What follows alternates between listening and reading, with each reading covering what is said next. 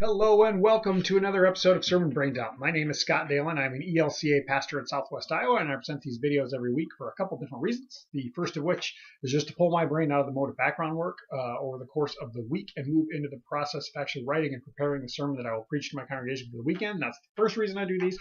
And the second is just to allow you, the viewer who have come across this video for whatever reason brought you here today, to gain some insight into the assigned text for the week. That's why I do these. This particular Sunday, which is March 4th, 2018, here we are into March already. This is the third Sunday in the season of Lent. And if you've been following along the last few weeks, you realize that I have been kind of focusing in on the Old Testament texts that have each focused on covenants that God establishes with individuals or with people or with groups of people. And that's just kind of, it's in this informal series that I'm doing this year with the lectionary. This year of the assigned text, that's the focal point here in Lent of the Old Testament text, and it kind of grabbed my attention and I kind of liked it, so I've been doing that for the last 2 weeks. This particular Sunday, I'm sticking with that as well. We've been in Genesis the last 2 weeks. The first one was the covenant God establishes with Noah following the flood. The second one was the covenant established with Abraham and Sarah in the forming of the of you will come a great nation, I will make you the father of many nations, kind of that whole thing, and the preview of the birth of Isaac, and the way that the covenant was established and the sign of that covenant that God made. So that's been the past 2 weeks. Now we have fast forwarded several centuries and quite a few centuries, and this is we're into Exodus now, and this is post time in Egypt when after Moses and the Israelites have come out of Egypt, and they're at the base of Mount Sinai, which is where they camp out for quite a long time. I'm forgetting what the exact figures are, but they're camped there for, I want to say, like over a year, if memory serves me correctly, but don't quote me on that amount. I might be coming up short on that. But regardless, they've come to Mount Sinai, and Mount Sinai is the same place where Moses had received his initial, covenant's not the right word, his mission from God way earlier to go back to Egypt and to bring the people out. So we've kind of come sort of full circle. Now, of course, this predates the wilderness wanderings and the 40 years there. This is kind of right at the beginning of that. So they are there, and God is establishing again the covenant with the Israelites, with the chosen people.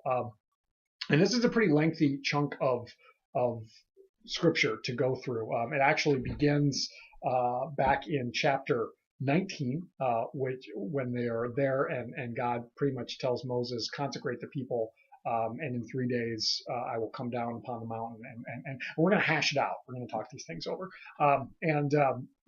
And then the reading, I don't even remember if I've said it, the reading that we're focusing in on is Exodus 21 through 17, which happens to be the Ten Commandments. And that's what the reading is. And so that's what we're focusing in on. But then the teaching or the time continues on beyond that. And there's a lot of additional stuff that God gives to Moses on behalf of the people. There's a lot of sacrificial rules or regulations or stipulations or whatever you want to call them, and then there's the instruction for the building of the tabernacle, which is the tent of meeting, it's called, which is where God will dwell among God's people as they are in the wilderness. So there's all of that going on. It's this big long section. Sometimes it can be kind of difficult to wade through because there's a lot of various information that's kind of going into this. Kind of explains, though, why Moses was up on the mountain for 40 days, because apparently it took a long time to transcribe everything that was going on. But so anyway, 10 Commandments is what we're focusing in on today. That's kind of a lot of the background work of where we've been. So, in terms of covenants, we've seen God has promised to never destroy the earth by flood again, and given a sign of the rainbow with Noah, and then we went forward with Abraham, 10 or 11 generations later, and it's the promise to bless the entire world through the unbelievable act of this old man and old woman having a child when it seemed to be impossible, and that the entire world will be blessed through that. And now we come up to this, and one point that I want to make. I feel like I may have said something already, but in the chapter that precedes this, in Exodus 19, God has told the Israelites that they will be a priestly nation. I should look it up so that I don't misquote it. Let me find it here real quick. You shall be for me a priestly kingdom and a holy nation. I think that's important as we consider the Ten Commandments, because they seem like rules, just do's and don'ts. And before, hopefully I don't lose this train of thought, but let's go ahead and read it, and then we'll come back to that. God spoke all these words. I am the Lord your God who brought you out of the land of Egypt, out of the house of slavery. You shall have no other gods before me. You shall not make for yourself an idol, whether in the form of anything that is in the earth above or that is on the earth beneath. I said that wrong. I'm going to back up.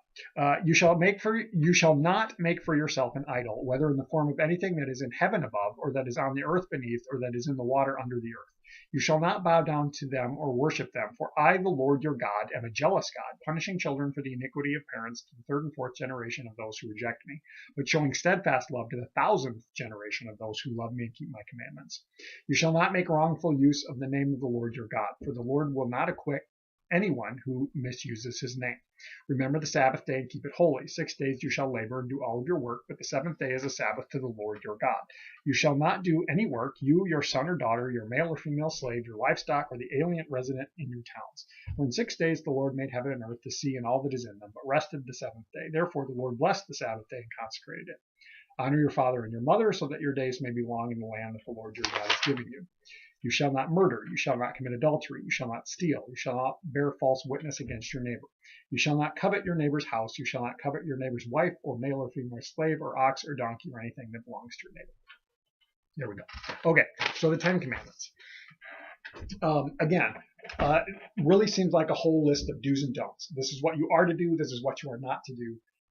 And I think and I fear that often my phone rings in the midst of recording. I'm going to ignore it because I'm talking to you now. So that'll ring a few more times, and then the answering machine will pick it up, and we'll continue. So when I talk about the Ten Commandments, when I think about the Ten Commandments, when I teach about the Ten Commandments, oftentimes that's kind of how they seem to be viewed, as this almost moral imperative of God dictating how you're supposed to live your life. And that can seem like a drag, or that can seem like, well, God just wants to take away all the fun stuff and tell me how I'm supposed to live. And it's like there's the question of free will, all these different directions that we could go with it. And there may be some truth to that, but as I think about this, and I continue to come back to that statement that God had said in the previous chapter, you will be for me a nation of a holy nation, a king, priestly kingdom, nation of priests, whatever. And but right before that, even it says, "All the earth is mine." And as I think about this, as I ponder on this, I think this is just one more step. We've been talking about the covenants that continue to kind of move forward, and my thought, my sense, as I've studied the scriptures, has been that the whole thing.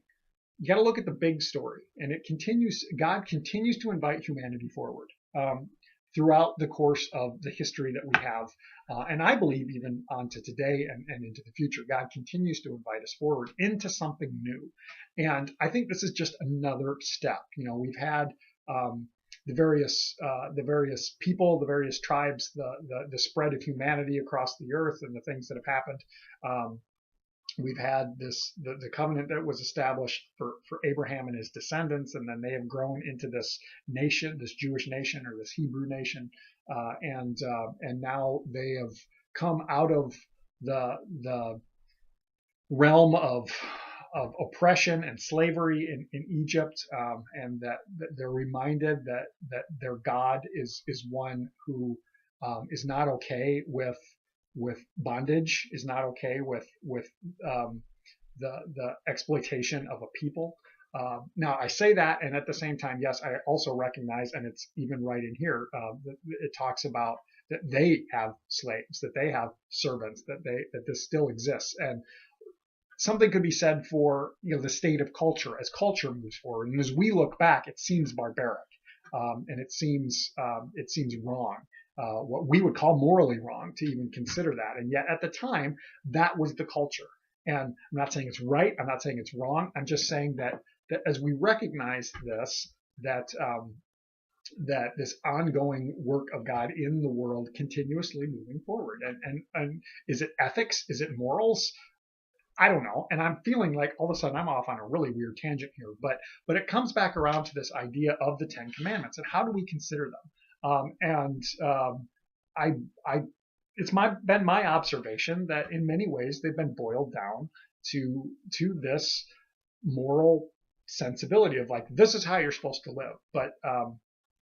But yet, when I consider the Ten Commandments, and I was thinking about this a day or two ago, they seem to me to be incredibly simple and yet incredibly complex all at the same time. And I'm doing some harmonizing here, which my professors always warned me against, but I'm doing it anyway. And I'm thinking about the commandments themselves as we find them here in Exodus. And then I'm considering also the teachings that Jesus does in the Sermon on the Mount that we find in Matthew 5-7, that Jesus kind of says, you've heard it said this, but I tell you this. And the one that always comes to mind for me is you have heard it said to those in ancient times, do not murder. But I tell you that if you're angry with your brother or your sister in your heart, you have already committed murder in your heart. So it's kind of like, don't kill. Yeah, I get that. But if you get mad in your heart with someone, that's the same thing. And it's like, what? So incredibly simple and yet incredibly deep and complex all at the same time. And that's the reality of life. And I think God is aware of that. I think God understands the human condition, having experienced it through Christ. And yet, I'm just pondering here. My brain is going in a lot of different directions, and I'm trying to keep things focused. And yet, the thing that for me makes the most sense, the thing that I cling to the most as we consider this is law, that this is dictating how we have to live, and this is dictating terms of a covenant that if you don't do this, you're going to burn. If you don't do this, you're damned.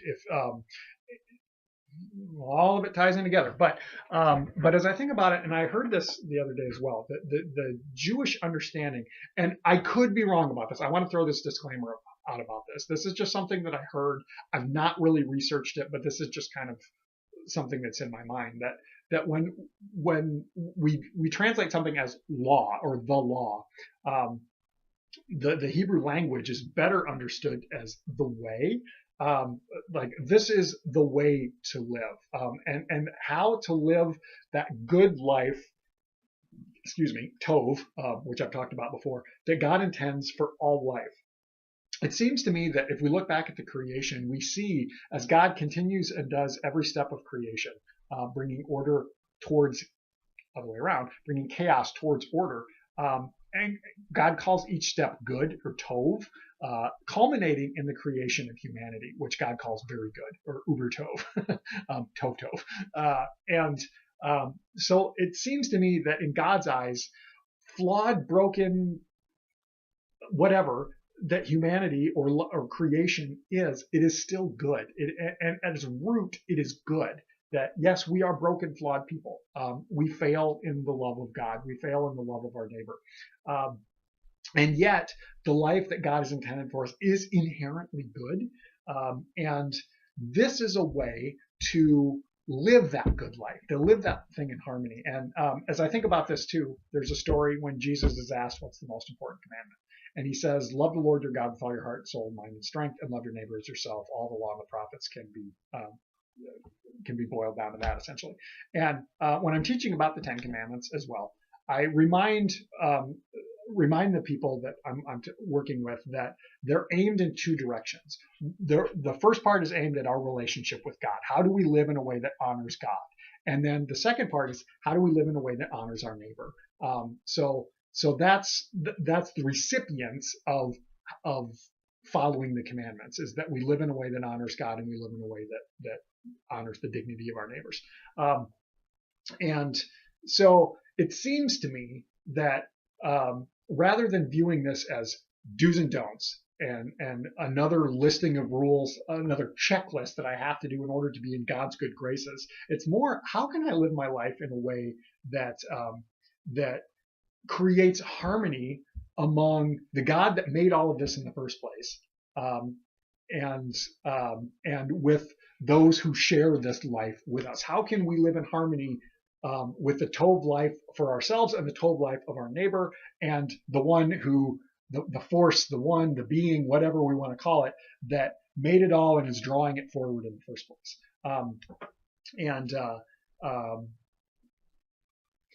The wheels are turning here. As I think about this, I think this is just one more step, and that it's an example for the world. When God calls the people of Israel a nation of priests, holy nation, I think that God intends for them to be an example for those that they will encounter, those that are around them. And again, not a way of like, this is how you have to live in order to earn God's favor, in order to earn God's love. No, that love is already upon us. That delight in the life that we are is already here. We're made in that delight. I believe very strongly that God created all of this out of divine love for it, and made us bearing that divine image in a way that allows us to join in to this good life, this good harmonious existence. But we also have the capability to ignore that and to be incredibly destructive. And I think that's why God gave this as a gift to the Jewish people. And my understanding is that is how they view the Ten Commandments, not as a checklist of this is what I got to do, but more so a gift of how to live in harmony, how to maybe I can't say it any better than that. That's kind of the thoughts that I have on this, and I'm still working on trying to put it together in my mind and present it in a way that will be a sermon and not just a theological paper. But if you have thoughts, questions, comments, by all means, throw them down in the comment section. We'll continue the conversation that way. Little FYI of what's coming up. I'm actually going to probably be off the next 2 weeks. In terms of videos. I may do one next week because I'm still going to be around, but I'm about to depart on a trip to the Holy Land to kind of walk in the places where all this stuff was happening. But I don't leave for a week yet, so I may do a video next week, even though I won't be preaching next week. I may still do one. I may not. We'll kind of see how that develops. Definitely won't be doing one the following week. So I may be off for a couple weeks. I may only be off for a week, but either way, we'll be back at it in normal here in a couple weeks as we move into towards Holy Week and all that's to come. So again, I hope you have a blessed week, and we will catch you next time.